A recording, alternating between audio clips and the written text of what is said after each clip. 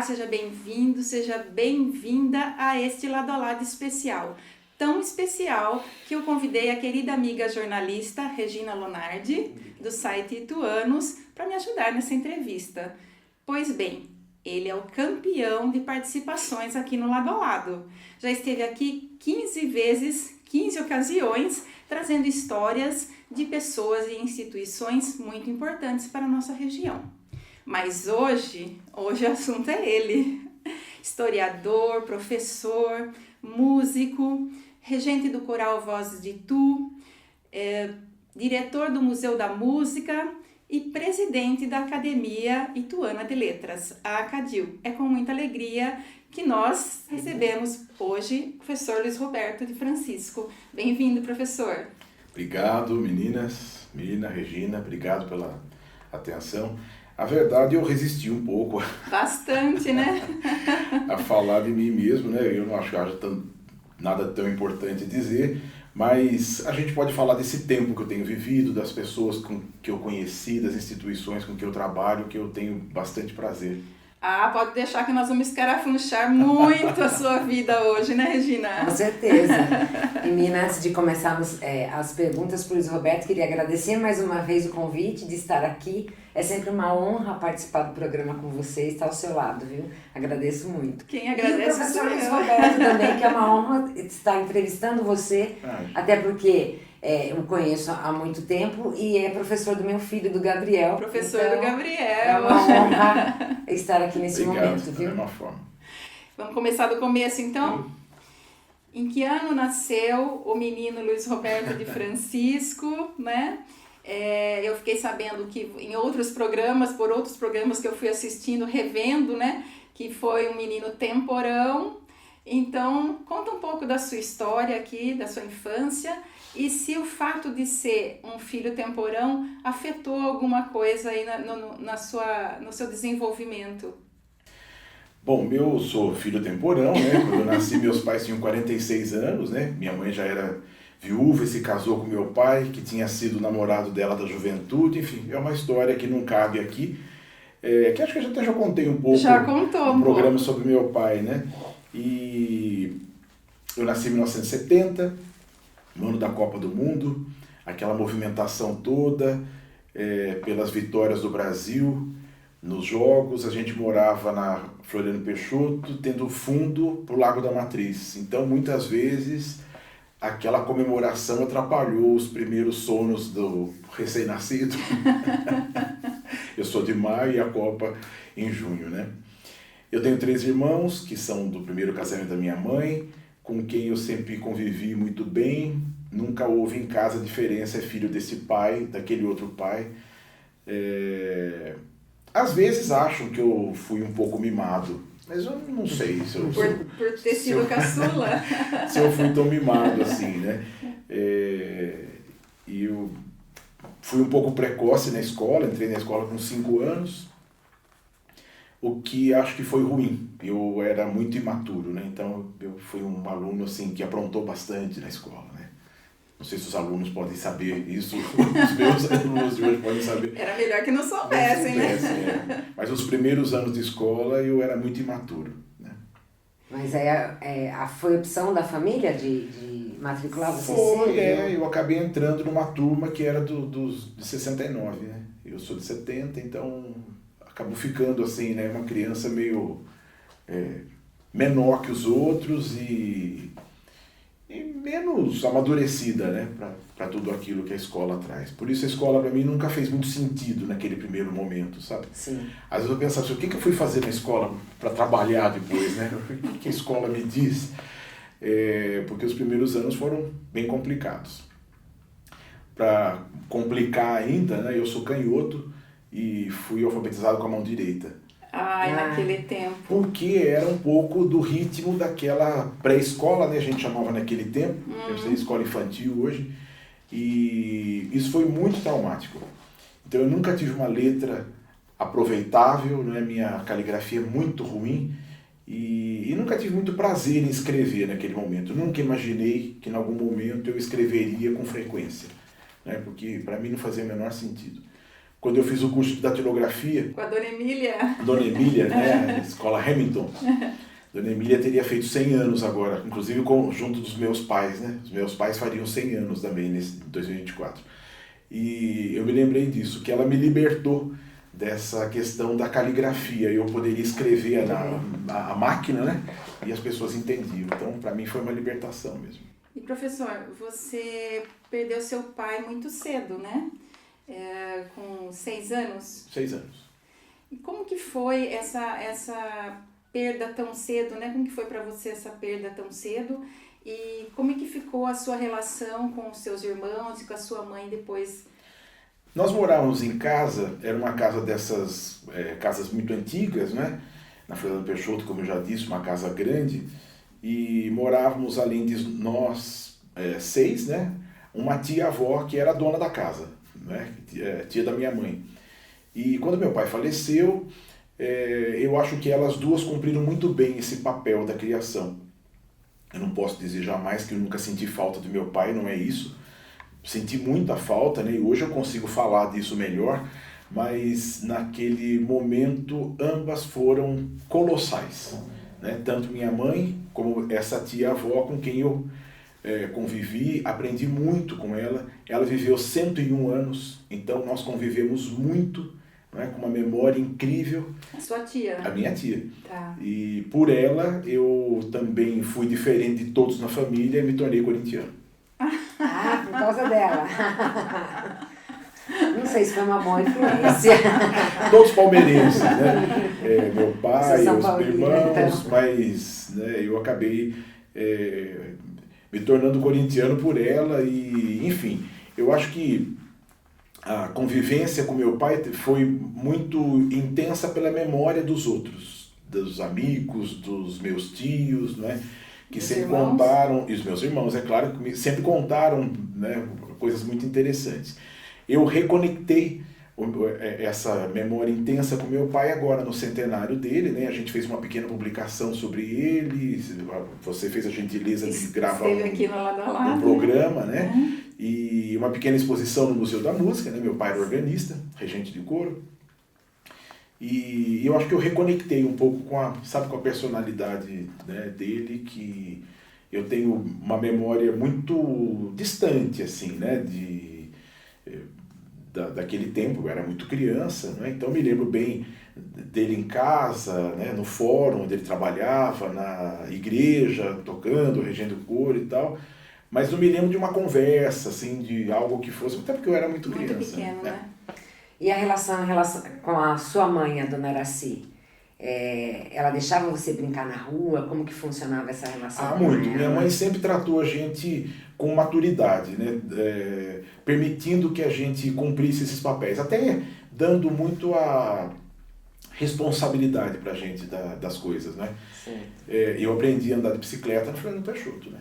Hoje é inimaginável alguém passar, né, por isso. Os meus amigos estavam todos ali, então a gente cresceu nessa dinâmica, né? Casa, rua, que às vezes a gente dormia com a porta da rua aberta, ninguém tinha trancado a porta, né? Casa, rua, igreja, depois clube, tudo muito próximo, né, de casa. Minha mãe era uma pessoa muito especial, era uma pessoa que tinha, apesar de tudo que ela passou, né? Ela também ficou órfã muito cedo, com 6, 7 anos, né? Ficou viúva 2 vezes, enfrentando a vida com todas as dificuldades. Entrou na escola tardiamente, né? Que vivia no sítio, na fazenda da família, né? E entrou para fazer o colégio quando as meninas tinham 11 anos, ela já tinha 20, 21, 22, né? Então, minha mãe sempre teve uma visão assim, muito positiva das coisas, sabe? Sempre acreditou muito nas pessoas. Acho que isso foi importante. Dona Vaci foi uma pessoa incrível. Desculpa, eu chamei ela de Araci. É Dona Avaci. Cici. Até corrigindo. Professor, você nasceu ali na Floriano Peixoto, né? Foi o primeiro lugar que você conviveu com pessoas, brincou na rua, como contou aí, e conviveu ali com padres, foi coroinha, né? Meu pai era muito religioso, minha mãe também, né? Então a vida da gente foi muito ligada à Igreja do Bom Jesus, né? Meu pai era organista lá, como eu disse, e eu conheci um lado dos bastidores da igreja, né? As pessoas costumam ir para a igreja para rezar, para ter, né, essa meditação, essa coisa, né? Nós conhecemos de outra parte, né? Eu conheci a casa, o forro da igreja, o telhado, que é uma coisa extremamente lúdica. Para quem tem 7, 8, 10, 15 anos, não é? A gente às vezes entrava aquele grupo de coroinhas, né, às 4 horas da tarde na igreja, e a missa era às 6, e a gente ia brincar de esconde-esconde, né? Naquela casa que não tinha fim, e às vezes era um pouquinho antes da missa e ainda não tinha encontrado todo mundo do esconde-esconde, porque a casa era imensa, né? Então acho que isso foi muito importante. Foi o meu primeiro contato com uma biblioteca, de na verdade, igreja. Na Igreja do Bom Jesus, uma biblioteca dos jesuítas, biblioteca que parte dos livros eram em português, parte dos livros eram em latim, e parte em inglês, né? Porque nós tínhamos lá, naquela comunidade, 2 britânicos, os Godwin, Robert e William Godwin, e o Padre Mirá, que viveu um bom tempo nos Estados Unidos, né? E trouxe, e tinha uma literatura importante em inglês, né? Então era uma biblioteca riquíssima, não era uma biblioteca voltada, por exemplo, para questões espirituais só. Tinha estantes, por exemplo, só sobre história, que me interessavam muito, de literatura brasileira, sobre questões sociais. É parte daquilo que a gente conseguiu recuperar, que hoje ainda está na igreja, né? Tem uma estante, por exemplo, só de questões sociais, marxismo, comunismo, que a gente, você imagina, por que uma biblioteca de padres, né, vai ter um acervo desse? Mas justamente para eles entenderem, estudarem, né? Isso, né? Então, a igreja me trouxe tudo isso aí. E você foi congregado mariano? Não, nunca fui congregado mariano. Eu pertenci desde criança e pertenço até hoje ao Apostolado da Oração, que é um movimento nacional. Eu escrevo para a revista, que é a única revista católica que circula de maneira física ainda hoje, chamada Mensageiro do Coração de Jesus, né? Tem, acho que não sei se são 80 mil exemplares mensais, né? E eu escrevo sobre o Padre Bartolomeu Tadei, que é o fundador, que morou em Itu, eu sou biógrafo dele. Então, essa participação eu ainda tenho na igreja. Você acha que essa vivência na Biblioteca do Bom Jesus, que surgiu a sua vocação para ser professor de história, para estudar a história? Não sei, eu sempre gostei bastante de ler. Eu fui uma criança, como diz, traquinas na escola, né? Eu sempre fui muito preguiçoso, o que não condiz com a minha personalidade hoje. Eu sou elétrico, né? Eu faço muitas coisas ao mesmo tempo, mas eu fui uma criança muito preguiçosa. Às vezes eu acho que se não fosse a minha irmã eu não teria saído da escola. Porque todos os trabalhos manuais, desenho, tudo que tinha, eu nunca tive habilidade nenhuma, sempre era ela que fazia, eu trazia pronto. Os professores elogiavam, nossa, que talento que Ele você tem. Tá entregando hoje, hein? Né? E outros, enfim, colegas que me ajudaram muito, né? Mas eu acho, Regina, que o meu gosto pela história, pela memória, pela literatura, pela pesquisa, nasceram naquela biblioteca, né? Ali eu fiz a minha primeira pesquisa com gosto, para escrever alguma coisa, né? Sei lá, 16, 17 anos, eu pesquisei naquele acervo. E então hoje, quando eu encontro esse acervo de novo, né, quando a gente conseguiu conservar parte dele, eu um pouco volto, sabe, naquelas raízes, naquele sentimento, até o cheiro daquela biblioteca que me marcou realmente bastante. Agora, atenção! Essa convivência ali na igreja, com os padres, que foi coroinha, você pensou em ser padre alguma vez? Claro. Imagine, eles eram modelos, não é? Porque eram 4 padres com quem eu convivi mais, não é? Todos muito rigorosos, no tempo que a igreja já tinha se modificado bastante, mas eles eram muito rigorosos, usavam aquela batina preta, celebravam a missa só com aquele texto que estava, né, no missal, ninguém falava nada fora daquilo, não tinha essa movimentação que o clero tem hoje, que conversa com as pessoas durante a missa, diz uma coisa, olha, agora é o momento de você fechar os olhos, não sei o quê, ou olha, vamos bater palma. Não existia nada disso, né? Então, claro que naquele primeiro momento, isso me chamava muito a atenção. Eram os homens adultos com quem eu convivia mais, na ausência do meu pai, por exemplo, né? E quando você percebeu que não seguiria esse caminho? Eu já era adulto quando eu percebi que não tinha nada que ver comigo. Primeiro porque eu nunca tive disciplina para isso, né? E nem vocação nenhuma, né, para isso. A vida sacerdotal tem umas exigências que são muito grandes, né? E não é para mim, nunca foi para mim isso. Mas eu achava bonito. Admirava, eu achava interessante, né? admirava muito, né? E a formação intelectual deles, né? Porque todos eles falavam diversas línguas, que é uma coisa que eu sempre admirei bastante. Tinha uma formação grande em letras, todos eles eram formados em letras, depois em filosofia, né? O Padre Amir era um homem que cantava a gente porque era físico, né? Físico nuclear, conhecia coisas incríveis, né? Teve experiências incríveis. Padre Amir dos presépios, é isso? Exatamente, né? Que criou aqueles presépios mecânicos, né? Do Bom Jesus. Do Bom Jesus, né? E ali, por exemplo, naquele ambiente dos presépios era muito legal, porque as pessoas iam lá, vocês devem ter ido, devem ter visto aquele presépio. Quando sim, criança, não sai da memória. E a gente vivia a parte de dentro do presépio, que a gente via a movimentação daquelas sucatas todas que ele montava, porque eram peça, motor de geladeira, peça de bicicleta, correia, aro, não é que faziam tudo aquilo movimentar. Hoje ele ganharia o Nobel de aproveitamento, né, e outras tantas coisas, né? Eu tive um tio, irmão do meu pai, que era nicolino, que era ventríloco. Era uma coisa... Né? Quem é que tem um parente ventríloco, né? Era muito legal. Ele era um artista popular, né? Que fazia bonecos, fazia coisas assim, e também ficava ali no presépio com o Zé Guela, né? Que era o boneco dele. E então, muitas vezes eu ia para a oficina e ele montando aquelas coisas. Era um universo mágico, né? Hoje é tudo pronto, tudo a pessoa quer comprar na caixa, né? Enfim, eu acho que isso foi muito legal da infância. Fale um pouco sobre a sua formação escolar e sua formação musical. Bom, como eu disse, eu não fui um bom aluno, né? Eu estudei nas escolas públicas, em Itu. Na qual escola pública? No Regente Feijó, os primeiros 2 anos. Depois as coisas não iam indo bem lá. Minha mãe achou que eu deveria ir para o Cesário Mota, porque era uma escola mais regrada, mais conservadora, e tinha uma tia, irmã do meu pai, tia Dice, que é a única tia que eu tenho viva, foi a professora mais enérgica que eu conheci na minha vida. Às vezes meus alunos acham que eu sou enérgico, eu disse, não, vocês deviam ter conhecido outras realidades. Ela era enérgica com você. Com a turma toda. Com a turma toda. Então ela se impunha, né, por aquela energia toda e, enfim, não tinha como não estudar. Não tinha tempo, não tinha ocasião, não tinha como sair daquela, né, situação. Quando eu acabei o Fundamental 2, com a terminologia de hoje, eu fui para o Berreta.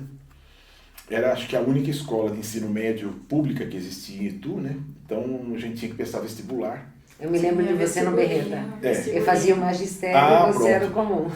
Então, eu fiz magistério lá também, mas acho que não foi no mesmo tempo. Eu prestei vestibular, entrei, vestibulinho chamado, né? E aí fui estudar os 3 anos lá e saí do colégio com a perspectiva de fazer o curso de Direito. Então, com 17 anos, eu já estava fazendo a faculdade de Direito de Itu. Mas eu percebi que de todas aquelas disciplinas, que eram voltadas, obviamente, todas para o direito, a única que me chamava atenção mesmo, de interesse, era a sociologia. Que era um professor que dava aula aos sábados, o Arnaldo. E eu disse, bom, eu acho que não é bem aqui. Não estou no lugar certo. Não é bem aqui. E aí, no ano seguinte, eu prestei vestibular de novo para vários cursos diferentes, todos na área de humanas, né? E eu acabei indo fazer o curso superior de música. Então, agora uma quebra para a gente voltar no tempo. Logo que eu entrei na escola, minha mãe achou que eu deveria estudar música também, porque eu mostrava ter algum talento, né? Até porque sua família tem muitos músicos, toda de músicos, né? Meu avô e todos os filhos, 10 filhos músicos, né? E, bom, então eu entrei para o conservatório. Era um conservatório que ficava em frente ao Bar do Alemão, chamava-se Conservatório Maestro Elias Lobo.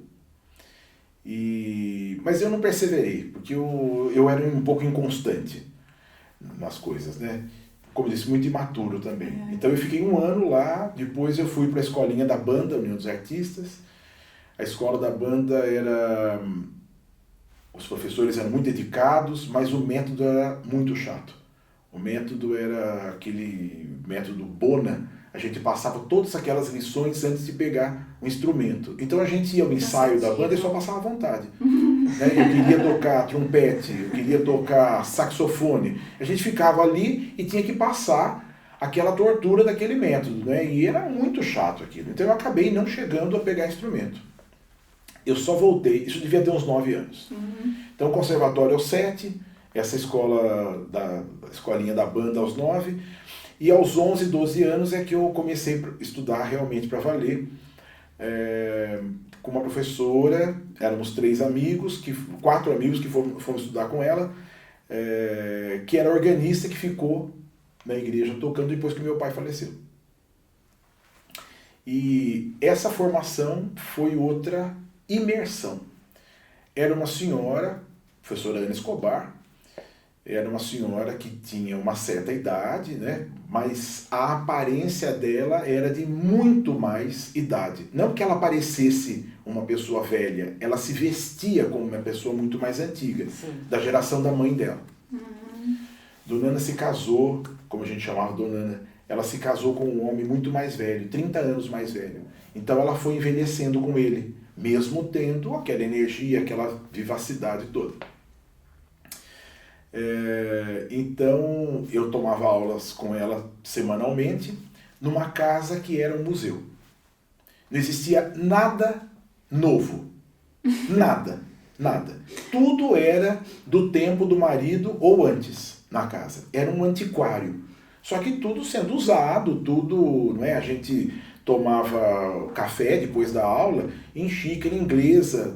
Tudo tinha uma história. O talher era francês, né? O cristal, as poltronas, a cadeira de palhinha, a marquesa, o piano antigo. Então, assim, cada aula de piano tinha uma aula sobre alguma coisa daquilo, né? E desde a primeira aula eu fiquei fascinado com aquilo, com tudo aquilo. E eu acho que esse foi um grande elemento importante para me jogar na área do patrimônio. Essa convivência. Né? De lá eu vim para o Conservatório de Salto, né? Estudei aqui, e aqui foi meu primeiro emprego também. Né? Quando eu tinha 16 anos, eu estava fazendo ensino médio, esse tempo que a gente conviveu lá no Berreta, né? Uma professora aqui do conservatório precisou se ausentar e eu vim substituir e acabei ficando. Né? Eu fiquei aqui no conservatório trabalhando quase, acho que 5 anos, como professor de piano, no curso de órgão eletrônico. Órgão eletrônico. Órgão eletrônico é 2 teclados e a pedaleira, né? E fiquei nessa atividade aí por uns 5 anos. Né? E a faculdade de História? A faculdade de História veio depois, né? Porque eu fiz o curso superior de música, eu não concluí, porque era um curso muito longo, era em São Paulo, eu trabalhava em Salto e Itu, então eu ia para São Paulo todos os dias, assistia a aula, voltava para Itu, trabalhava até 10 horas da noite no dia seguinte. Puxado, né? Era muito puxado. E um ano quase inteiro desses morando na Igreja do Bom Jesus. Né? Porque os jesuítas tiveram um problema, um deles teve um problema de saúde sério e o Padre Amirá ficou sozinho na casa, não tinha quem viesse morar com ele e já com alguns problemas neurológicos que se tornaram mais graves depois. Então eu fui fazer companhia para ele, né? Eu dormia lá com ele, quer dizer, eu morava lá, né? Mas eu passava a manhã inteira em São Paulo e o resto do dia trabalhando, mas cada vez que eu podia eu ia lá para ver se estava tudo bem, né? Conferir. E nós convivemos muito próximos, né? Então, só depois desse período todo é que eu finalmente fui fazer o curso de História, onde eu me formei. Você teve uma formação aí de música e tudo mais, mas você participou do Festival de Artes. E na época assim, do auge do festival, quando o maestro Eleazar esteve à frente desse festival, né, como criador. Como foi essa participação para você? Regina, acho que foi das coisas que eu estudei de música, o que foi o que mais importante eu fiz. Nós nunca imaginamos que Itu poderia ter um evento daquele tamanho.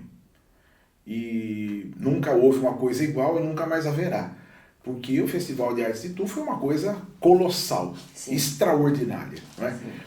Ele não aconteceu para Itu, né? Ele aconteceu em Itu. Esse foi o meu primeiro problema, ou de todos nós músicos em Itu, né? Porque o festival não foi feito para nós. Não. Então, para músicos de fora, de fora. Então, quando no primeiro dia do festival, houve a abertura ali na estrada, numa tenda, num terreno que estava sendo cedido para o maestro Eleazar construir. Próximo ao campus de Santo Antônio. Ao campus de Santo Antônio, exatamente. Houve aquele concerto na tenda. No dia seguinte, eu fui lá para o Colégio Terra São José, onde estava tendo o curso, né? Disse, olha, alguns de Itu, né? 3 ou 4 de Itu. Olha, nós somos músicos aqui em Itu, queríamos fazer parte dessa formação, né? Mas ninguém falou de inscrição, nada e tal, né?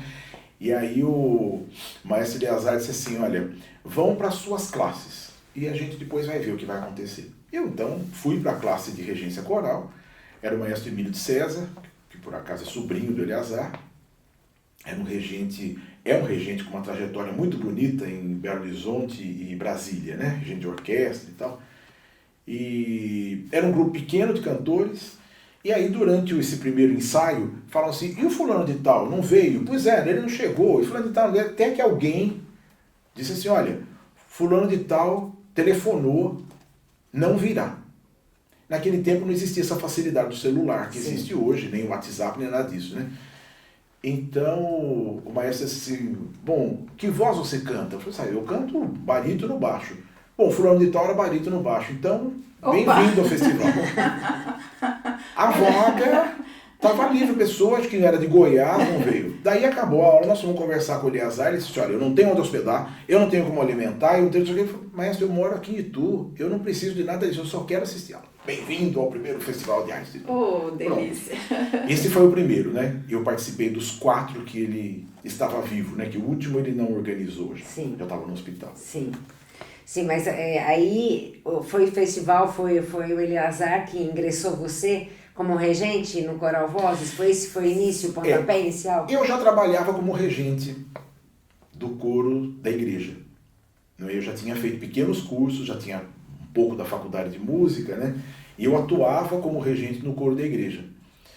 Ali não tinha muito para onde sair, né, no coro da igreja, porque eu era organista, as cantoras eram minhas tias, né? Eu fui chamando alguns que já tinham cantado, outros nós, e formamos um coro que tinha mais possibilidades, assim, né? Certo. Eu tinha uns 15 anos, assim.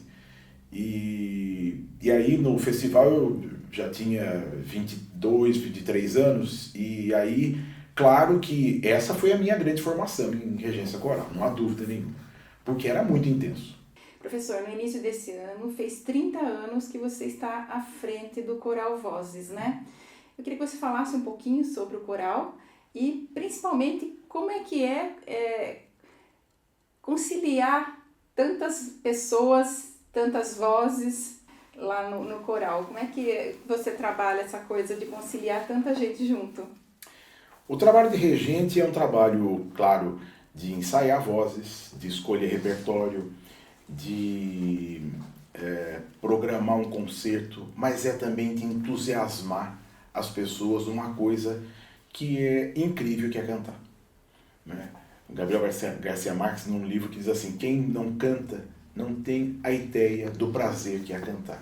Um contexto, mas é uma frase que eu pensei que realmente é algo extraordinário, que é uma experiência que todo mundo deveria fazer, que é lúdico, né? As crianças, a minha filha às vezes passa a manhã inteira cantando, e não é só assim, essa coisa do cantar, é muito alegre, não é isso, é uma expressão muito importante do ser humano, né? Então eu acho que essa pegada é bem interessante. Há, claro, um trabalho vocal para afinar todo mundo, né? E afinar também no compromisso, porque não é fácil a gente fazer com que as pessoas vão todas as semanas àquele lugar sem ter um compromisso profissional, né? Elas têm um compromisso de vida ali, é um projeto que elas querem participar, que elas querem colocar aquela parte delas ali. E ao mesmo tempo colocando a pessoa no lugar dela como um quadradinho naquele quebra-cabeça, Porque não é para assim que a pessoa vá lá para dizer assim, mas eu vou aqui, mas eu sou o mais importante. O canto coral não tem isso. Então, não é uma... ele não constrói ambiente de competição. Quem tem essa visão da competição não convive. Não consegue ficar. Não convive no canto coral, né? Então, a gente, às vezes, é um amigo que ouve também os problemas que a pessoa tem, muitas vezes a pessoa abre no grupo. E vira uma família. Vira. Se eu permitisse, em alguns momentos, né, seria aquela história de café com bolo, todos os ensaios e conversa, que não tem. E muitas vezes o ensaio acaba virando uma prosa, né, das pessoas que se conhecem muito, que cantam juntas, mas tem pouca oportunidade de conversar, né, de falar. Eu queria registrar aqui que o Coral Vozes de Tu vai fazer 60 anos. Ano que vem. Ano que vem. É. Então você está à frente do coral metade do tempo de vida do coral. Metade do tempo. Eu entrei pro Voz de Tu em 94, né? Preparando os 30 anos, que foi quando inaugurou a sede do coral também, né? Eu fiz com eles, né, tudo isso. Eu falo muito né, porque eu sou regente de fato do coro, mas é um tipo de trabalho em conjunto, né? Tem uma diretoria que define uma série de coisas, tem um diretor artístico com quem eu compartilho o que a gente vai cantar, né? E olha, eu posso dizer que pro Voz de Tu eu doei os melhores anos, os melhores tempos da minha vida, a maior energia da minha vida para isso, que é uma coisa que eu gosto muito de fazer. E os desafios, que são a gente, como eu já disse lá do festival, não é? Da gente enfrentar determinado repertório, ou às vezes a gente colocar um repertório numa performance. Porque você fez várias alterações no repertório, já que entrou também no Vozes, né? Sim, a primeira grande alteração foi a obra dos compositores de Tu. Essa foi a primeira grande, talvez até meio traumática no primeiro momento, assim, né? Mas que colocou esse patrimônio para circular, né? A música, diferente de outras formas artísticas, ela depende da execução. Não é como uma tela que está lá no quadro, na parede, na moldura, quer dizer, né? Que a gente vai lá olhar para aquele quadro e está sempre lá. A gente entra na matriz de Tu, as telas do Almeida Júnior estão lá há mais de 100 anos. Sim. E a gente olha aquilo todo dia. A música precisa ser executada. Né? Só no papel não adianta. Só no papel não adianta. No Museu da Música, tudo aquilo é um patrimônio morto. A gente precisa executar, mediar aquilo, né? Então acho que esse foi um desafio grande. E as performances, né? Quando a gente pega, por exemplo, o repertório de música paulista e cria uma performance colocando algum texto, alguma encenação, outro instrumento, objetos, e a gente transforma aquilo em algo muito mais palatável.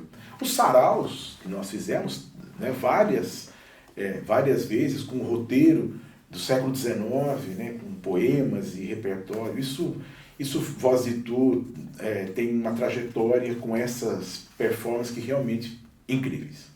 Bom, agora vamos falar um pouco do professor, do historiador Luiz Roberto. Há quantos anos que você leciona, quais as escolas já lecionou e onde está hoje trabalhando? Fora a música, eu comecei a lecionar no final da faculdade, né, em 96. Eu lecionei muito pouco na escola pública, no período mais ainda de estágio, né? Trabalhei no Regente Feijó, no Cesário Mota, escolas pelas quais eu já tinha passado, né? Interessante, né? É um outro olhar, né? Sim. E aí eu fui para a escola Junqueiro Ortiz, né? Finada escola Junqueiro Ortiz, que era uma escola muito boa, uma escola técnica, né? Eu fiz contabilidade no Junqueiro também. Era uma escola muito tradicional, né? Sim. E eu fiquei lá em 2 tempos, uns 6 ou 7 anos. E aí abriu o Almeida Júnior, Pascali, quando abriu o colégio, já no colégio anterior, que era o Prudente de Moraes, era a professora de História Maria de Lourdes Figueiredo Scioli, que foi uma grande amiga. Maria de Lourdes foi uma pessoa com quem eu aprendi muito, poderia dizer que foi uma segunda mãe, né? Ela deixou 3 filhos, né? E eles sempre me chamaram de quarto elemento. E Maria de Lourdes disse assim, olha, acho que agora é a hora de você começar, né? E então eu fui, me apresentei lá para o Pascale. Enfim, eu comecei a trabalhar nessa escola que é incrível, né? Que tem uma possibilidade, uma abertura da gente fazer coisas que são fantásticas, como professores, né? Metodologias ativas que permitem muito essa interação com os alunos e dão essa autonomia, né? para esses jovens. Hoje, por exemplo, no dia de hoje, né? Os nossos alunos do segundo ano do médio, inclusive seu filho, estavam lá fazendo mediação de temas de objetivos do desenvolvimento sustentável com os menores, né? Quer dizer, eu simplesmente abri a porta, contei o que ia acontecer, fechei a porta e eles foram trabalhar 15, 20 minutos com aquelas turmas. Eu acho que isso é muito recompensador quando a gente fala de educação, trabalhar num colégio que tem esse perfil, né? Eu estou no Almeida Júnior nesse tempo todo. Né? Mas já deu aula na faculdade também, né? Depois eu trabalhei no CEUNSP, no curso, vários cursos, né? Foi interessante quando eu fui contratado para trabalhar no CEUNSP, foi pelo meu título de mestrado, né? Sim. Então a professora Maria Ângela, né, que era diretora de toda pró-reitora, mas era a diretora que cuidava de tudo, né? Era a mesa cheia de papéis, eu achava incrível como é que ela conseguia dar conta de tudo aquilo, né? E ela disse assim, eu quero muito que você trabalhe no grupo. Eu falei, eu fico feliz e tal. Ela disse assim, o curso que você vai trabalhar é o curso de moda. Não entendo absolutamente nada disso. Não, você vai dar história da arte. Mesmo assim, não, imagina. Bom, então fui enfrentar uma sala de 120 alunos, né? A maioria aluna, a maioria mulher, né? Eu tinha esse perfil, né? Eu disse, bom, acho que vai aparecer aquelas meninas esculturais, né? Mas na verdade o curso tinha muita gente que era de meia idade, que estava abrindo confecção e queria entender como funcionava isso, entendeu? Era muito legal, muito interessante. Então eu trabalhei primeiro com História da Arte, depois cheguei até o curso de História, até que ele acabou, né? Hoje ele não existe mais aqui no CEUNSP. Esse foi o momento que eu saí do curso superior e fiquei na escola. E professor, como historiador, você é sempre muito requisitado como fonte, principalmente para nós jornalistas, né? E inclusive tem vários livros, várias obras escritas voltadas para a história de Itu. Enfim, a gente não pensa assim, agora vou escrever um livro. Não é isso, né? A gente começa a se envolver num projeto e na pesquisa e de repente aquele livro, olha, acho que isso poderia se transformar num livro, né? O primeiro livro que eu escrevi foi a biografia do maestro Elias Lobo, né? Quando completaram-se 100 anos do falecimento dele, em 2001. Ele morreu em 2001. E eu estava no meio do mestrado, escrevendo coisas lendo coisas que eram muito metódicas, fazendo tarefas que eram muito metódicas. Eu preciso fazer alguma coisa que seja esse meu lado músico, né, da arte, que a gente sempre tem que ter uma válvula aí para escapar. E aí saiu a biografia do Elias Lobo. Eu parei com o mestrado e escrevi o maestro Elias Lobo, né? Depois eu escrevi A Paixão Segundo Itu, que foi uma forma de estudar a Semana Santa de Itu. É uma cultura imaterial, um patrimônio imaterial que foi morrendo, né? E que ficaram memórias. Então eu pesquisei 150 anos de atividades, né? E resultou naquele trabalho. Depois, quando foi escrito Terra Paulista, a professora Maria Alice Setúbal, Neca, né? Convidou alguns aqui da região para participar. Eu tive a oportunidade, junto com a Anicleide Zecchini, que é minha colega na Cadil, e o Valdeirês Antônio da Silva, que foi um grande professor, que deixou uma saudade enorme, né, nessa área da cultura. Foi um grande, Valdeirês foi uma figura extraordinária. Participamos, né? Então acho que foram foram nascendo assim oportunidades da gente registrar alguma coisa, né? Registrar algum estudo. Eu sempre tive paixão pela história regional. Eu consegui, inclusive, que no curso de História do CEUNSP tivesse a disciplina de História Regional. E também a disciplina de Patrimônio Cultural que você desenvolve com os alunos. No Almeida Júnior, é verdade.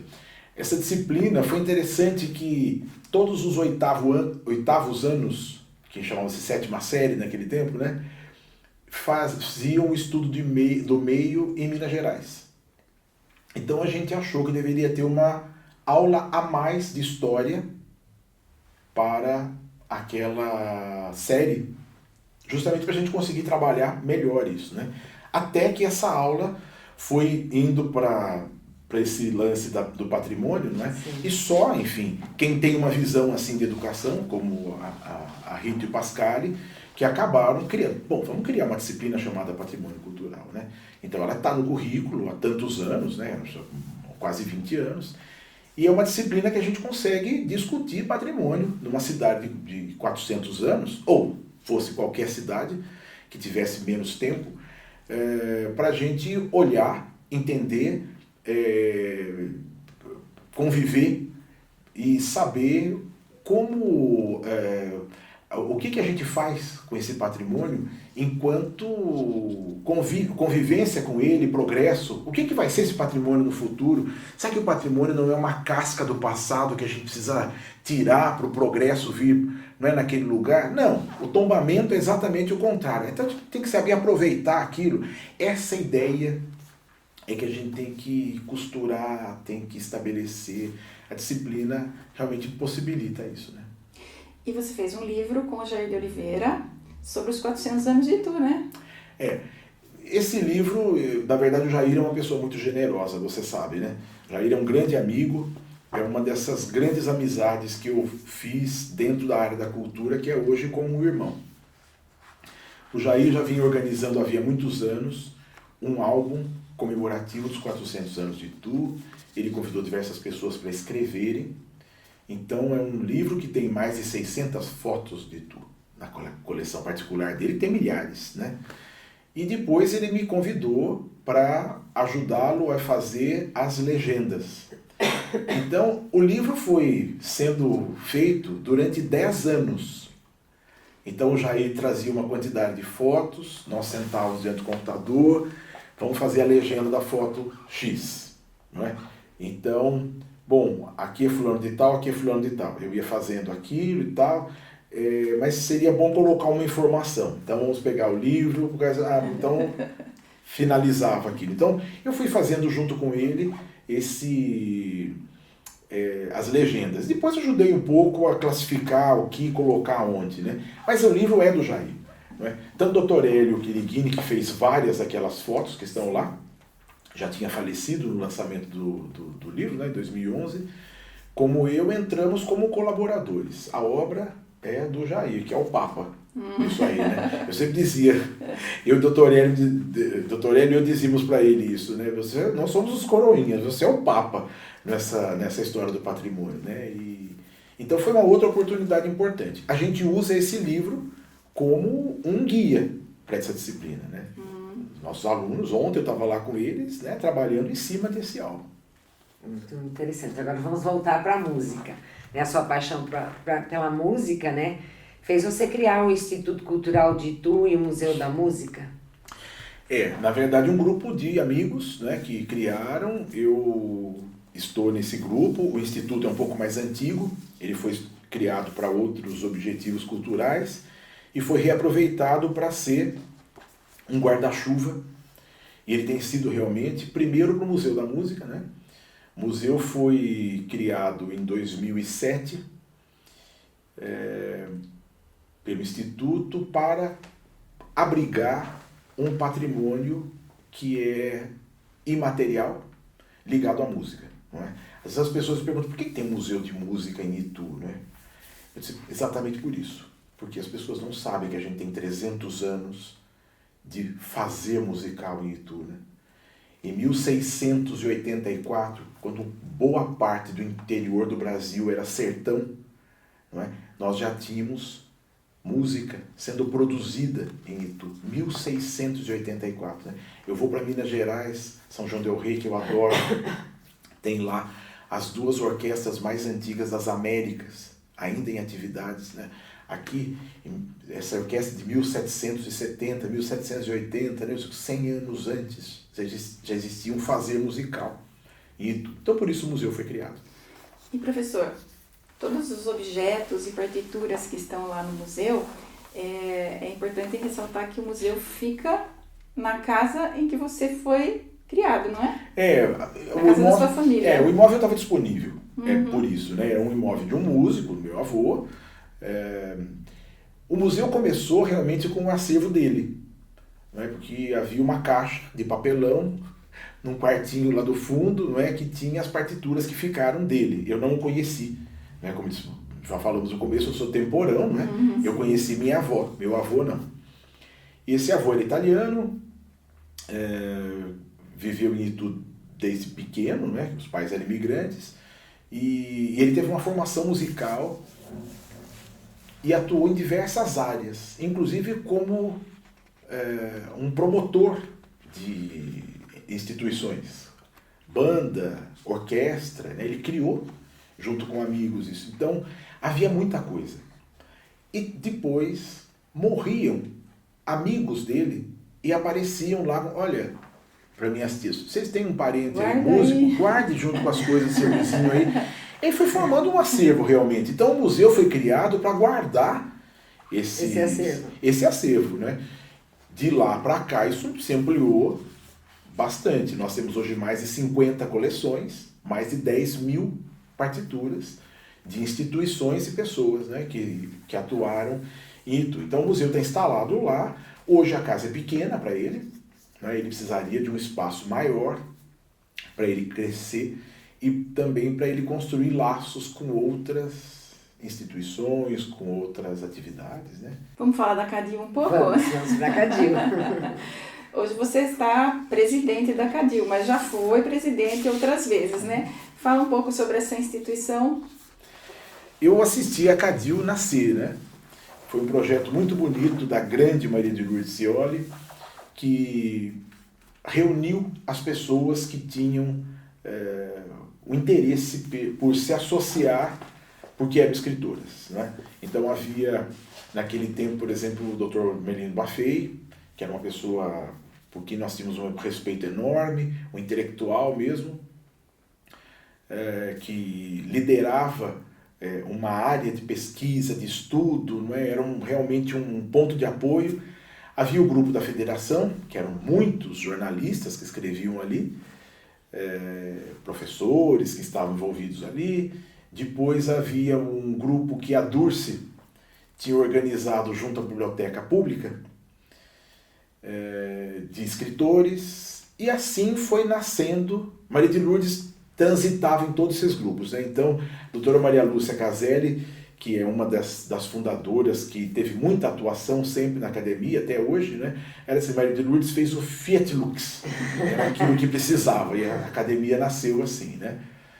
Hoje a CADIL tem uma sede, tem uma biblioteca, tem um arquivo, tem uma produção, a revista, que já tem tantos anos, mas, sobretudo, ela tem os mesmos propósitos, né, de reunir esses escritores, as reuniões frequentes, a busca por pesquisar os nossos patronos, né? Diferente de outras instituições, os nossos patronos todos são ligados realmente a Itu.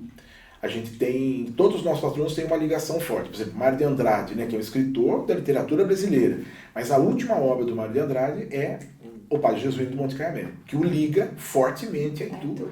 E tantos outros estudos são feitos a partir daquilo que o Mário escreveu, né? Agora há pouco, a professora Maria Silvia Barsalini publicou, né, a tese de doutoramento, né, que chama-se Mário de Andrade lê Padre Jesuíno, que é justamente como é que ele estudou isso. Esse é o vínculo do Mário com a cidade. Então, o papel da academia é esse, é promover as letras, promover o estudo sobre a literatura de Itu, reunir, oportunizar esses encontros, né?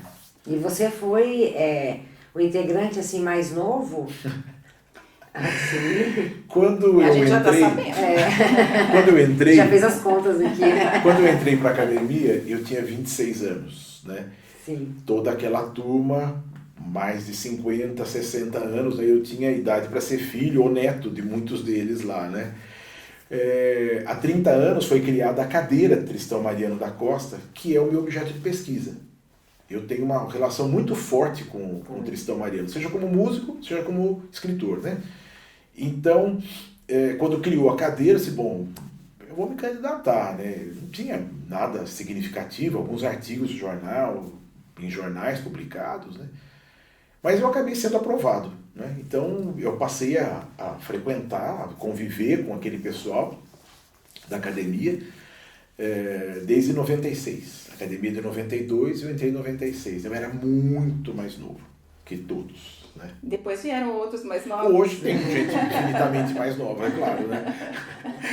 Que devem ter a mesma sensação, né, que eu tenho. Mas eu acho que é importante isso, essa transmissão, né? As pessoas irem, gente sangue novo, gente que tem né? projetos novos, justamente para construir, né? Isso é bem legal. Sim.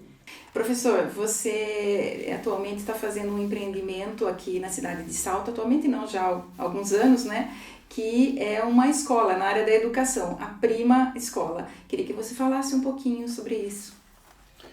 A Escola Prima, como você disse, já tem 11 anos, né? É uma escola que o coração desse empreendimento é a professora Paula Oric, né? Que é casada com o meu sobrinho, Camilo, e eles sonharam constituir uma escola inspirada na Reggio Emilia, né? Loris Malaguzzi, a ideia de que a educação, sobretudo a educação da primeira infância, ela deve ser bastante lúdica e deve construir, a partir dela, não é? Uma trajetória de memórias extraordinárias. Sem formas de brincar, sem formas de aprender.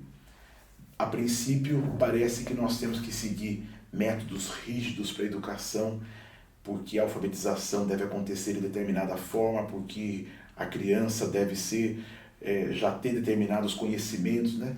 Eu lembro de uma reunião uma vez na educação, uma pessoa disse: meu filho de 2 anos, ele já sabe ligar o tablet, ele sabe entrar em jogos, e vocês aqui, professores, têm dificuldade com o computador, né? Eu disse, que bom que existem professores que pensam diferente e não entregam um tablet para uma criança de 2 anos, né? Que tem tantas coisas para aprender, tantas formas do mundo real, palpável, para entender, e acho que um pouco disso é o que a Escola Prima trabalha, né? Com elementos da natureza, que está muito presente na escola, com elementos da cultura, que são muito fortes, a música, a dança, a representação, e com tudo isso, o universo do conhecimento e de saber o que fazer com o conhecimento vai crescendo junto com aquelas crianças e internamente, né? É uma escola, eu penso, para uma sociedade do futuro, uma sociedade menos preconceituosa, uma sociedade menos racista, uma sociedade em que as pessoas conseguem conviver umas com as outras, né? E então hoje a escola está passando, né, para uma outra fase, construindo um campus novo para dar continuidade, o ensino fundamental 2 e médio. Né, que eu acho realmente que é uma ousadia de uma parte e acho que é um privilégio para a cidade de Salto, né, ter uma escola assim que atende regionalmente, né, atende clientela de 4 ou 5 municípios da região. Né. Luiz Roberto cresceu, se casou, se tornou pai. Queria então que você falasse um pouco para a gente da Fernanda e da sua filha Helena, contasse um pouco para a gente. Algumas coisas eu fui bastante precoce na vida, né? Eu entrei na escola de música com 5 anos, eu me tornei regente com 15 anos, mas eu só me casei com quase 40. Pra gente encontrar a pessoa ideal, né? não é um exercício muito fácil, né, da gente encontrar aquela pessoa, né? Fernanda estudou comigo, nós fomos colegas em algum momento em que eu estava fazendo cursinho, ela é um pouco mais nova, e ela fazendo o 3º ano do ensino médio, né?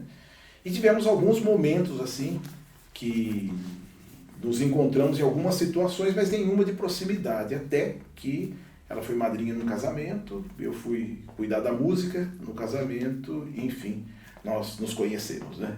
Olha só, e foram se conhecer num casamento. No casamento, É. Então, nós nos casamos em 2008 e tem sido incrível, não é? Porque eu saí de um mundo, assim, digamos, muito solitário do ponto de vista, né, pessoal, assim, né? Eu morava sozinho, já fazia mais de 10 anos, naquele casarão do Museu da Música, uma casa enorme, eu morava sozinho ali, né? E para ter uma vida com uma outra pessoa, numa casa nova, eu nunca morei em casa nova na minha vida, né? Aquela casa tava... Eu sempre morei em casa velha, casa de taipa, casa de pé direito alto, né, de tudo.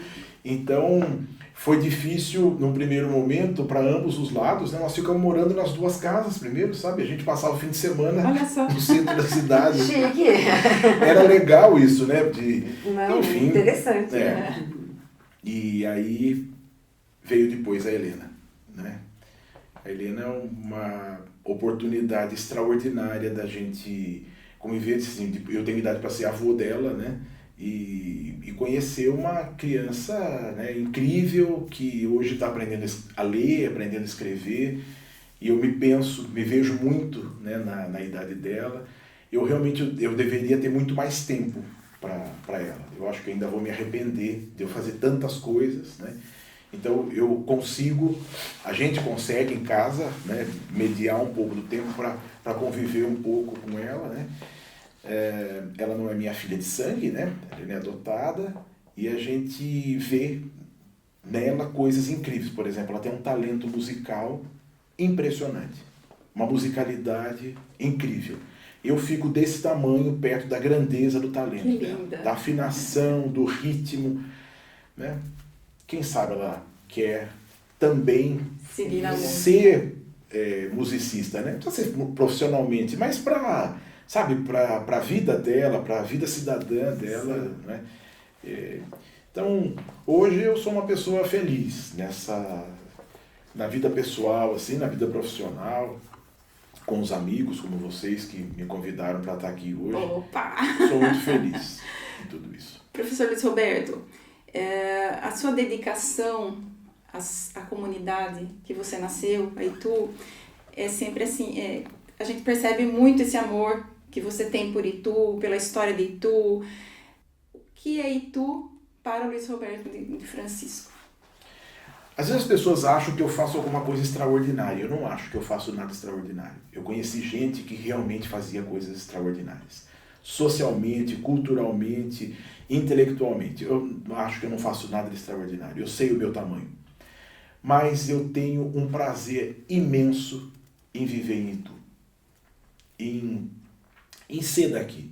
Em poder conviver com esses espaços. Hoje eu estive no Museu Republicano. Eu tinha um prazer enorme em estar naquele espaço, naquele lugar. Eu acho que a dedicação que a gente tem às coisas, ela tem que ser recíproca àquilo que a gente recebeu. Eu tive muitas pessoas que dedicaram tempo, afetividade, conhecimento para mim, e eu acho que eu tenho que transmitir isso, eu tenho que levar adiante isso, né? As instituições precisam de pessoas que façam com que elas se movimentem. Sejam elas públicas, sejam elas privadas, né? Então, se eu posso fazer um pedacinho, se eu consigo estimular, se eu posso fazer parte de uma diretoria, né? Então eu posso fazer parte disso, que é justamente para fazer com que as coisas vão adiante, não é? Sim. Não é só o medo de que, nossa, isso vai morrer, se eu não fizer, vai morrer na minha mão, no futuro vão olhar e dizer, olha, Luiz Roberto não levou adiante. Não, é o prazer de que isso esteja acontecendo, né? Mesmo que seja cansativo. Mesmo que aos 54 anos já não tenha mais energia de 30 anos atrás. Ah, mas não ia ter mesmo, né? Eu sinto bastante. Mas a cabeça tem, né? A falta de energia. E hoje, diferente de outros tempos, eu penso, eu não vou dar conta de fazer.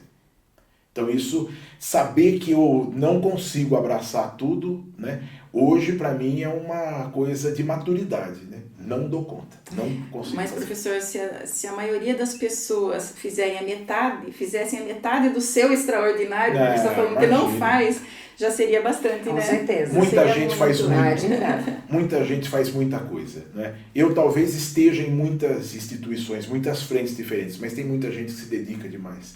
Lá no Voz de Tu, por exemplo, histórias de pessoas que se confundem com a história do coro. Você não sabe onde começa a pessoa e onde acaba aquela interação dela com a instituição, né?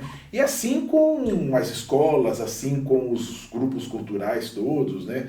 Eu acho que há muitas pessoas que talvez nunca tivessem estado aqui para falar desse trabalho com você, né? Já foram embora, ou pessoas que você ainda vai conhecer e perceber da grandeza, né, disso tudo. Eu me acho realmente, sem nenhuma falsa modéstia, eu me acho pequeno diante de tanta gente que faz tanta coisa extraordinária. Né? Olha, o senhor faz tanta coisa, você faz tanta coisa que esse programa aqui está enorme. Eu vou penar na edição. Regina, queria agradecer a sua presença aqui, sua colaboração, viu? Muito obrigada mais uma vez. Eu que agradeço novamente pelo convite, estou sempre à disposição, é um prazer estar aqui com você. Hoje, Luiz Roberto, agradeço por estar presente aqui, ouvir suas histórias. Foi um prazer estar aqui hoje, estar conversando com você.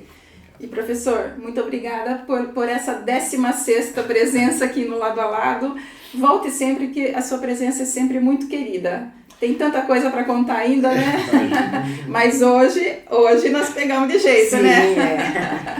Obrigado a vocês, né, por esse convite, pelo trabalho extraordinário que vocês fazem. Eu acho que o programa é incrível, dá oportunidade para as pessoas virem aqui, falarem de projetos que elas fazem, de instituições e coisas que, enfim, hoje a mídia trata de milhões de coisas que não tem nada que ver com a gente, né? E esse programa, ele tem a ver com a gente. Então, agradeço muito. Gente da gente. Obrigada, professor. Obrigada, Regina. E obrigada a você que nos acompanha aqui pelo YouTube ou pelo Spotify. Beijo no seu coração. Até sexta que vem.